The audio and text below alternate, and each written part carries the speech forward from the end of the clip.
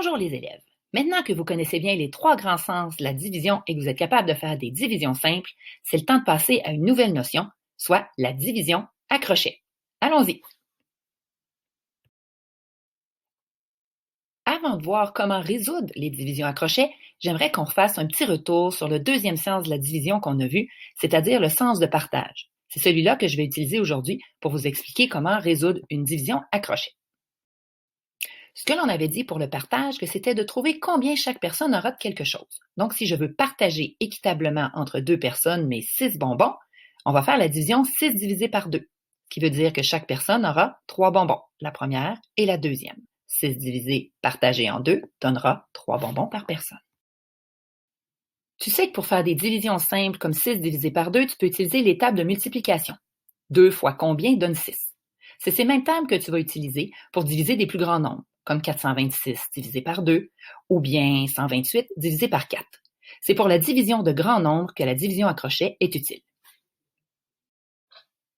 Pour faire une division à crochet, on prend tout simplement nos données de notre division de base, 426 divisé par 2, qu'on va réécrire en changeant le symbole régulier de la division par un crochet. Premier exemple, si je veux partager 426 en 2, je vais commencer par regarder mes centaines. J'ai 4 centaines à partager en 2 personnes. 4 divisé par 2 me donne bien 2 centaines par personne. Si je donne 2 centaines à 2 personnes, je vais en distribuer 4. J'aurai donc distribué toutes mes centaines. Après les centaines, je vais maintenant regarder les dizaines. Donc, je vais prendre mes 2 dizaines, je vais les descendre. Donc, 2 dizaines à partager en 2 personnes. 2 divisé par 2, ça me donnera 1 dizaine par personne. Si je distribue 1 dizaine à 2 personnes, j'en aurai distribué 2. Donc, j'en aurai plus, j'aurai distribué toutes mes dizaines.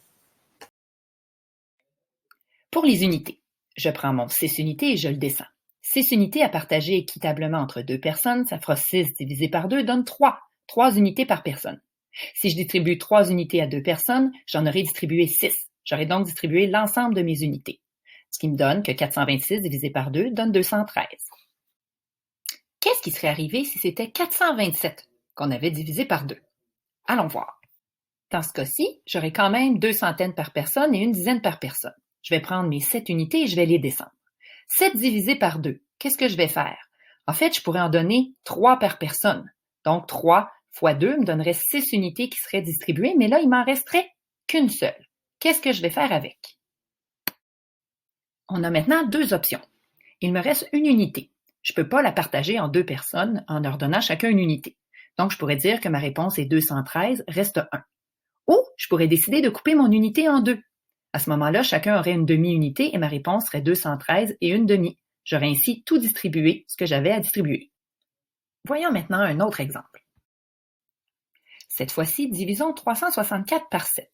Si on regarde nos centaines, on en a 3. J'en ai pas assez pour en donner une complète à chacune des 7 personnes. Je vais donc les transformer en dizaines. Dans chacune des centaines, j'aurai 10 dizaines, plus les 6 que j'avais déjà, j'ai donc 36 dizaines à séparer en 7 personnes. Donc, pour diviser mes 36 dizaines en 7, je vais chercher 7 fois combien me donne 36. Par contre, ça ne donne pas un nombre entier, mais je sais que 5 fois 7 me donne 35. Je vais donc pouvoir distribuer 5 dizaines à chacune des 7 personnes. Donc, si je distribue 5 dizaines à chacune des 7 personnes, je vais en avoir distribué 35. Il va donc me rester une seule dizaine. Cette dizaine-là, j'en ai plus assez pour en donner une complète à chacune des 7 personnes. Je vais donc, comme la dernière fois, la transformer, cette fois-ci, en 10 unités.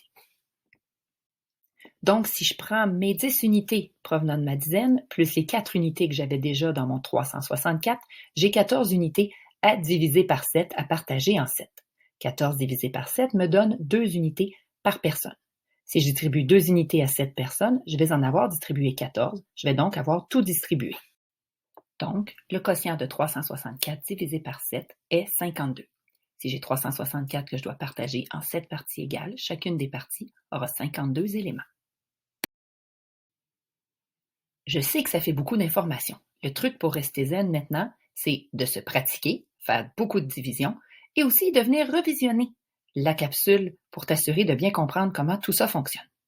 Alors, bon travail!